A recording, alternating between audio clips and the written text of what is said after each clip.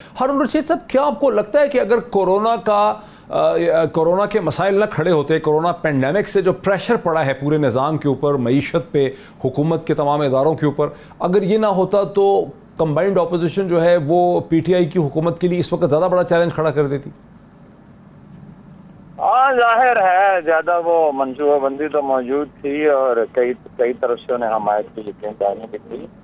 लेकिन ये तो है कि देखिए, सियासत में हम मफरूज़ों पे थोड़ी भी गुफ्तगू करते हैं कि अगर ऐसा होता तो ऐसा हो जाता, ऐसा होता तो ऐसा हो जाता। इस वक्त तो सामने की सूरत हाल जो है उस पर बात करनी चाहिए, कोरोना पे बात करनी चाहिए, जिसमें हुकूमत की गलतियाँ भी हैं और बतौर कौम के एक फेलियर भी है, पूरी कौम का, सिर्फ हुकूमत का नहीं। हुकूमत का फेलियर ये है तब तबलीगी जमात अपना इज्तिमा कैसे कर लेती है और उन्हें क्या समझाया नहीं जा सकता जाके कि भाई उलमाए कराम आपके जाने खतरे में होगी, और तफ्तान में चीज़ों को हैंडल क्यों नहीं किया जा सकता और डेरा गाजी खान में क्यों नहीं किया जा सकता, और यौम शहादत अमीरुल मोमिनीन पर लोगों को ये क्यों नहीं अर्ज किया जा सकता कि भाई कोई दूसरा तरीका, मुख्तलिफ तरीका ढूंढ लें जनाब अली करमल्लाह वजह को खराज तहसीन पेश करने का, और डॉक्टरों को लिबास बर वक्त मुहैया करना और चीज़ें बहुत सारी, और को कंफ्यूजन कुछ पाएगा।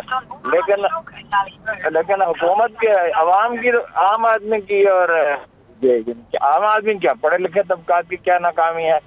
ताजर चीखते रहे जनाब हमें कारोबार करने थे, हम मर रहे हैं, हम 100% की पाबंदी करेंगे, कोई 100% की पाबंदी नहीं कर रहा। उसके बाद मुफ्ती मुनीबुर रहमान ने ऐलान किया एक ऐसे प्लेटफार्म से जहाँ पे फार्मूला तय हो रहा था कि बिल्कुल आएंगे मस्जिदों में, और भाई मस्जिदों में क्या, अगर आपकी जान को खतरा हो तो आपकी जान की हिफाजत भी तो जरूरी है ना, इबादत जरूरी है।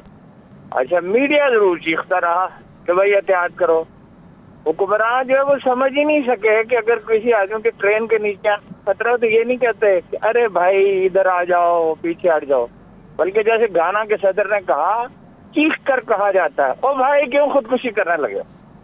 एक कौम की नाकामी, सिविल अदालत तबाह हो चुके हैं, पुलिस भत्ता ले रही है और खुश दिली से ताजर भत्ता देते हैं, कहा गिन के देते हैं, यानी उन दिनों में देते रहे। मार्केटों में लोगों ने पैसे जमा किए और बिजनेस, माशरे का अखलाकी सवाल है।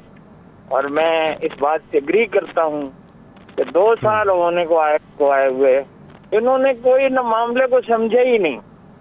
हमने 2 बावर्चियों को निकाल दिया जो चीनी और आटा और घी और चाय चोरी करते थे बावर्ची खाने से।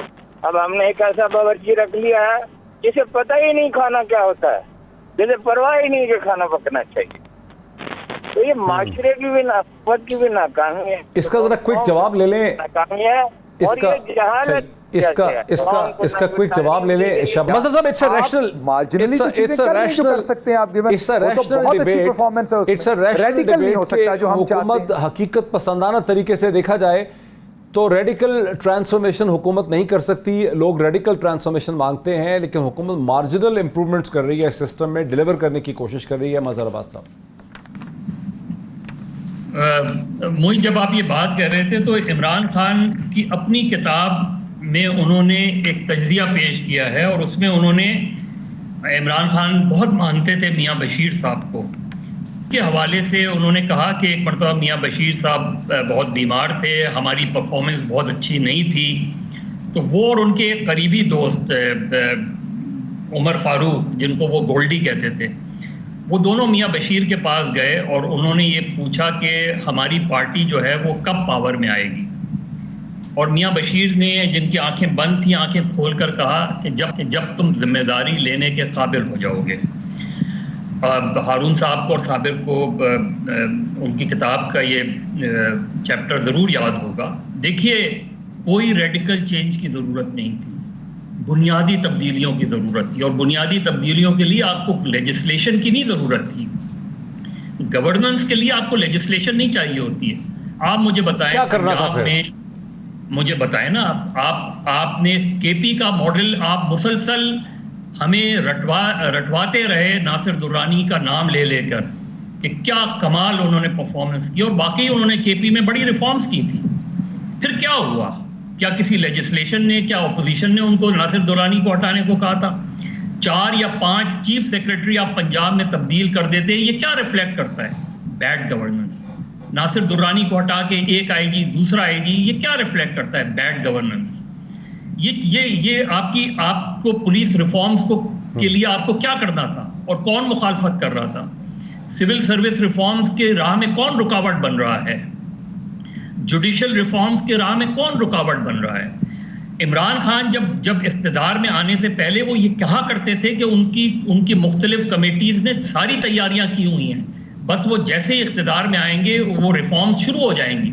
आप मुझे बताएं कि जो बातें इमरान खान 2018 के इलेक्शन से पहले किया करते थे कि हमारी हर तैयारी मुकम्मल है, वो कहीं आपको वो चीज़ इम्प्लीमेंट होती नजर आई? इन्फोर्स करते हुए कहीं नजर आते हैं वो उस चीज़ को? प्रॉब्लम तो जब आती है, ऑपोजिशन तो उस वक्त प्रॉब्लम क्रिएट करती है कि opposition vote of no confidence ले आए, आपकी गवर्नमेंट को इन हाउस तब्दीली की। कहीं ऑपोजिशन ने 2 साल में ऐसी क्या एफर्ट्स की? कुछ भी नहीं की। पंजाब तक में नहीं की, जहां और ज्यादा सिर्फ 6 सीटों का मामला था।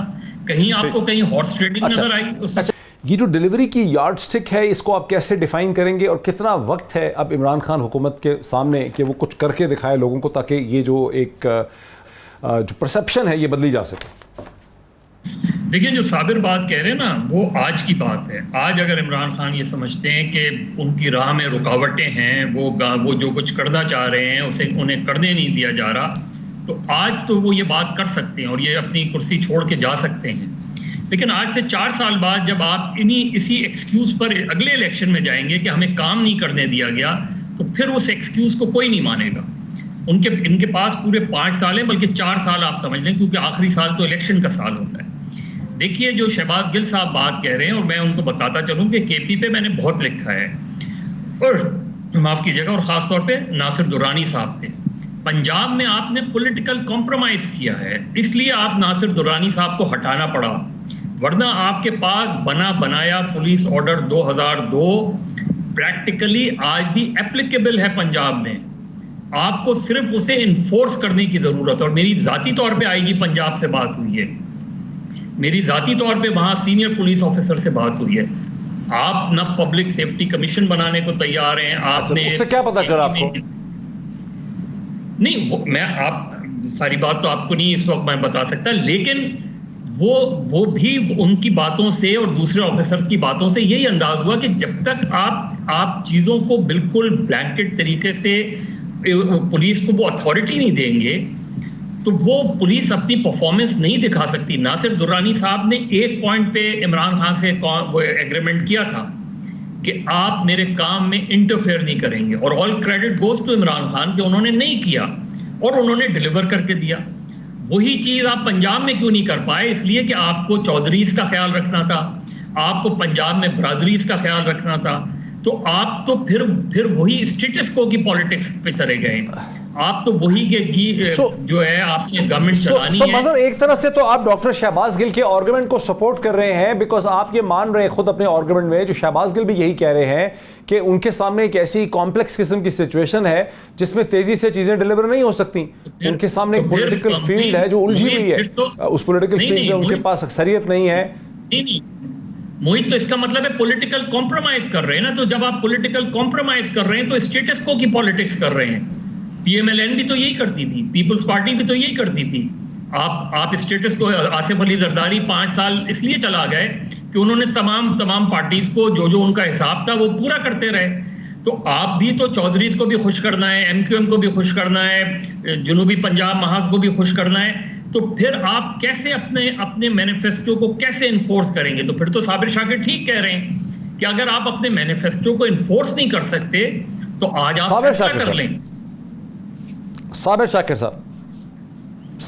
साहब 2007 के बाद से पाकिस्तानी सियासत का और मीडिया का नारा यह था कि हुकूमत जैसी कैसी भी है उसको सरवाइव करना चाहिए, अपने 5 साल मुकम्मल करने चाहिए। ये कहते कहते सब ने पीपल्स पार्टी को टाइम दिया। नवाज शरीफ साहब जब लीडर ऑफ अपोजिशन थे, उनका यही मौक़िफ़ था कि जैसी कैसी भी हुकूमत है जरदारी की अपनी इसको मुकम्मल करे अपनी टर्म, फिर वो चाहते थे वो टर्म मुकम्मल करें। अब ये जो नया आपने बात कर दी है हुकूमत को चले जाना चाहिए, ये तो फिर वो इटालियन स्टाइल जो है ये एक पॉलिटिकल इंस्टेबिलिटी है कि हुकूमतें 2 साल के बाद चली जाएं, फिर कुछ और हो जाए, फिर कुछ और हो जाए, उसका भी तो कोई ठीक नतीजा नहीं है। डॉक्टर साहब एक बात होती है डॉक्टर साहब, एक बात होती है कि हुकूमत को किसी साजिश के तहत गिराया गया है। नहीं, मैं ये बात नहीं कर रहा, क्योंकि इमरान खान साहब जो उनके सामने मॉडल है वो है मगरब का डेमोक्रेसी का मॉडल। तो वहाँ पे महज़्ज़ब मुल्कों में तो यही होता है, जब आप देखते हैं कि आप अपना मंशूर इम्प्लीमेंट नहीं करवाते तो आप लोगों के पास जाते हैं, दोबारा नया फ्रेश मैंडेट लेके आते हैं। मैं ये नहीं कह रहा कि ये हुकूमत करके कुटी करके बैठ जाएं घर पे, नहीं, वो बताएं कि मेरा ये मंशूर था, मेरे ये रुकावटें हैं, मैं आवाम की फलाह बहबूद के लिए आया था लेकिन मैं नहीं कर पा रहा, लिहाजा मुझे मेजॉरिटी चाहिए ठीक, और मैं आपके पास वापस आ रहा हूँ। मैंडेट जाके लें। अगर लोगों ने कहा मतलब अगर उनको, लेकिन अगर उनको अंदाजा है कि मैंडेट उनको नहीं लेने दिया जाएगा, ये नहीं मिलेगा, तो फिर ये जो आपकी गैम्बल आप बता रहे हैं, ये गैम्बल तो नहीं हो सकती फिर।